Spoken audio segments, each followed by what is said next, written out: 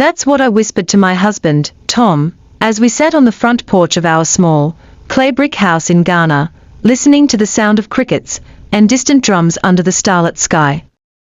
Our children were playing barefoot in the yard, laughing with the neighbors' kids. It was the kind of joy we hadn't seen in them for years, not since the weight of our old lives in America had pressed so heavily on us. But our story didn't start here, not under these peaceful skies. It started with us crying in our car, in a Walmart parking lot back in Ohio. Tom and I had been chasing the American dream for as long as we could remember. We had good jobs, a 3-bedroom house in the suburbs, and a packed schedule of soccer practices, PTA meetings, and overtime at work. But no matter how much we earned, it was never enough. Debt piled up. The kids, Amy and Ben, were glued to their screens, distant and moody. We were always tired, always rushing. The breaking point came one evening when Tom called me from his office. He'd just been denied a vacation request for the 3rd year in a row. He'd been working 60-hour weeks, missing dinners and birthdays, and now the thought of another year without a break crushed him. "We can't keep living like this," he said, his voice cracking. I wanted to tell him everything would be okay, but I didn't believe it myself. That night, as we sat in our car after another exhausting shopping trip, Tom said, "What if we just left? What if we started over somewhere else?" At first, I laughed. Then I cried. And then, somehow, the idea didn't seem so crazy. It started as a joke, "Let's move to Africa." But Tom was serious. We'd always been fascinated by African culture. I'd studied it briefly in college, and Tom had co-workers from Ghana and Kenya who spoke fondly of their homelands. We spent weeks researching. What we found was a way of life that felt almost mythical, strong community bonds, slower living, and a connection to nature that seemed impossible in our concrete jungle. But could we really do it? We sold the house, downsized to what we could carry, and said goodbye to our skeptical friends and family. "You'll be back in 6 months," Tom's mother warned. But we didn't listen. We chose Ghana because it was one of the most welcoming countries for expatriates, and because of its rich culture. Arriving in Accra was a shock. The heat was overwhelming, the streets chaotic, and the unfamiliarity daunting.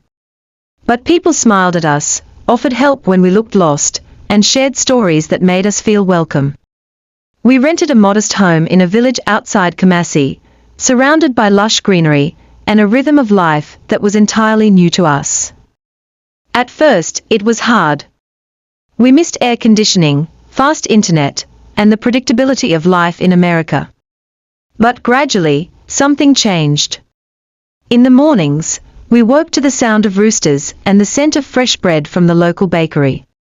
The kids started attending a small school, where they learned not only math and science, but also how to drum, weave, and speak Chi. Our neighbors became like family. Every evening, we sat together, sharing meals and stories.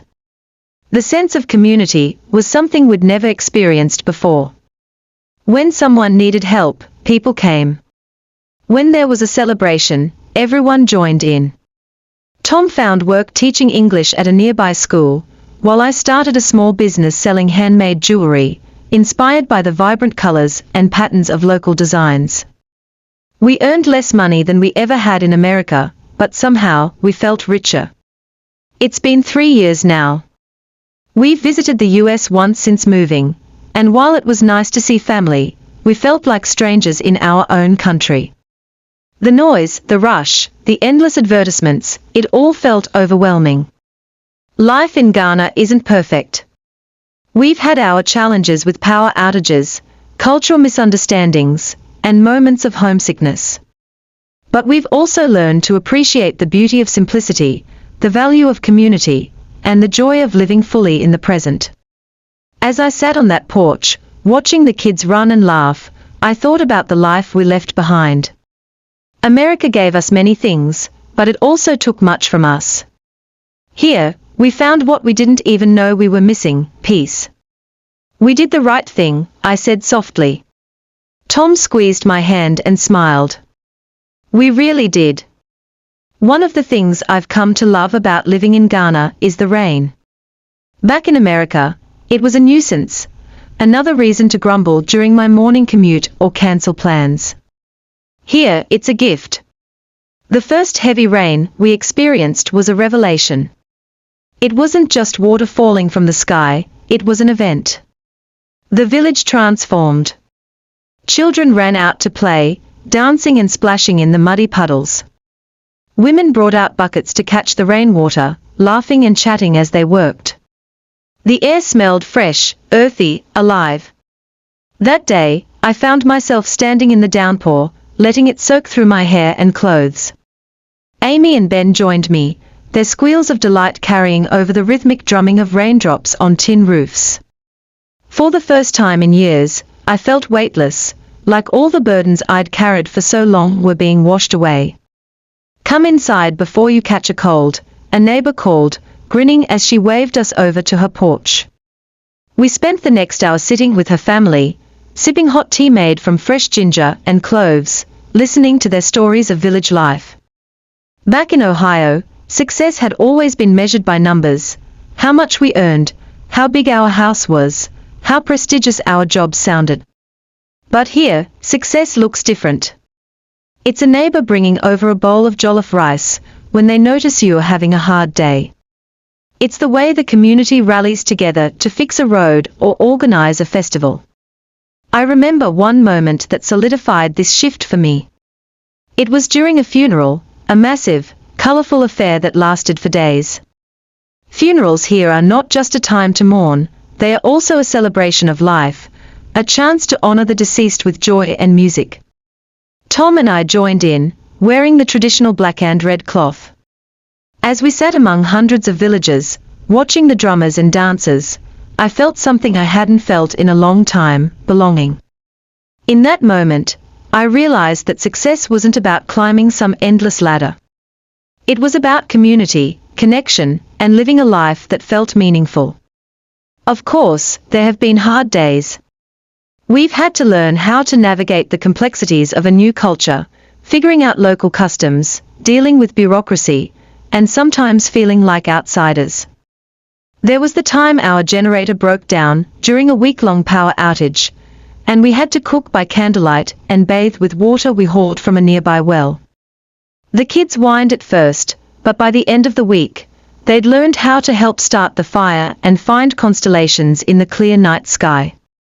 Then there was the time Amy got sick with malaria. It was terrifying, but the village rallied around us. The local nurse stayed with us through the night, making sure Amy was comfortable, while neighbors brought herbal remedies and prayers. She recovered quickly, and we learned how to be better prepared. Every challenge has taught us something, about resilience, about gratitude, and about the strength of human connection. Sometimes I wonder if we'll stay here forever. The kids are growing up fast, and I know they'll eventually want to explore the world beyond this village. Tom and I talk about the possibility of moving to another part of Africa, or even returning to the US someday. But for now, this is home. When people back in America ask why we made the move, I tell them this: we didn't abandon anything, we chose something better for us. A life where we wake up to the sound of birds instead of alarms. Where our kids know what it means to truly play, to make friends without screens, and to appreciate the beauty of small things. We are not trying to escape the modern world, we are just trying to live fully in it. And here, in this little village under the African sky, we've found the freedom to do just that. As I sit here, watching another golden sunset, and listening to the sound of drums in the distance, I can't help but smile. Life isn't perfect, but it's ours, and for that, I am endlessly grateful. About a year ago, we had our first visitors from the States, Tom's younger sister, Karen, and her teenage son, Matt. Karen had always been curious about our decision to leave America but hadn't said much beyond the occasional email. When she called to say she wanted to visit, we were excited but nervous. Karen had always been a big city person, living in New York, juggling a high-powered job, and raising her son in a whirlwind of extracurricular activities and private schools. We weren't sure how she'd react to the simplicity of our life here. When they arrived, it was clear they were out of their element. The heat, the bumpy roads, the lack of Wi-Fi, it all seemed overwhelming at first. Karen looked around our modest home and asked, "How do you do it? How do you live like this?" I just smiled and said, "Give it time." At first, Matt refused to leave the house. He clung to his phone, searching in vain for a decent signal. Karen spent the first few days fretting, asking if we were sure the water was safe and if the food would upset her stomach. But then something shifted. It started with the kids in the village. They noticed Matt sitting on the porch, looking miserable, and invited him to play soccer. At first, he waved them off, but they kept coming back, persistent and full of laughter. Finally, he gave in. Within days, he was running barefoot in the dirt, laughing louder than I'd ever seen him laugh before. Karen, too, began to relax. She joined me on trips to the market, marveling at the vibrant fabrics and the energy of the bustling stalls. One afternoon, she helped our neighbor prepare fufu, pounding the cassava and plantains with a wooden pestle. By the end of the week, she was greeting people in tree and dancing at a village celebration, her inhibitions melting away. One evening, after the kids had gone to bed, Karen and I sat outside under the stars. She sipped the ginger tea she'd come to love and said, "I get it now. I see why you came here." She talked about how tired she was of the rat race, the constant pressure to keep up, the feeling that no matter how much she achieved, it was never enough. "Matt's been happier here in 1 week than I've seen him in years," she admitted. And honestly, so have I. Before they left, Karen told us she was considering taking a sabbatical from work. She wanted to spend more time with Matt and focus on things that really mattered. It was a small shift, but I could see the spark of change in her eyes. Their visit reminded me of how far we'd come. We still had moments when we missed the conveniences of our old life, grocery stores stocked with everything, fast internet, the ability to drive anywhere without worrying about potholes. But those things felt small compared to what we'd gained. Our children were growing up surrounded by love, learning the importance of community and self-reliance. They knew the names of the people who sold us our vegetables, the stories behind the music we danced to, and the taste of food prepared with care and tradition. Tom and I were closer than ever, having built a life together from the ground up. Our marriage had weathered the storms of change, and we'd come out stronger, more grateful for the quiet joys we now shared. Sometimes, late at night, I think about what our story might mean for our children. Would they stay here, embracing this way of life, or would they return to America, carrying pieces of this experience with them? Whatever they choose, I know they'll carry the lessons we've learned here, that happiness isn't something you buy, that true wealth comes from connection, and that life's greatest treasures are often found in the simplest moments. As I sit on our porch tonight, listening to the hum of the village and feeling the cool breeze on my skin, I think about the journey that brought us here. It wasn't always easy, but it was worth it. We traded the chaos of America for the rhythm of Africa, and in doing so, we found ourselves. Over time, we stopped measuring our lives in milestones.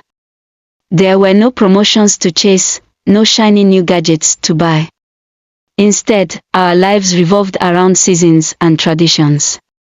The planting season brought early mornings in the field, while the rainy season invited warm evenings around the fire, listening to the elders share stories. Amy and Ben thrived in ways I hadn't imagined. Amy became fascinated with the local herbs and remedies, often shadowing the village healer to learn their uses. "I want to be a doctor one day," she announced proudly at dinner one evening. Ben, on the other hand, discovered a knack for woodworking. A neighbor taught him how to carve intricate patterns into stools and masks, and his work became so admired that people began placing small orders. Watching our children grow into themselves without the constant noise of advertisements and distractions felt like a gift. Tom, too, found his rhythm. His teaching job expanded into mentoring young adults who wanted to learn English to pursue higher education or business opportunities. It gave him a sense of purpose that his corporate job in America never had. And me? I rediscovered parts of myself I hadn't realized I'd lost. I spent hours creating jewelry inspired by local designs, blending my creativity with the vibrant culture around me. I started writing again, documenting our journey in a way that felt cathartic and meaningful. But not everything was perfect. There were moments when we felt the pull of America, the friends and family we missed, the convenience of modern life, and the lingering question of whether we'd made the right choice. Would Amy and Ben have opportunities to pursue their dreams here? Would they resent us for uprooting them from the life they might have had? We wrestled with these questions quietly, not wanting to let our doubts overshadow the beauty of what we'd built.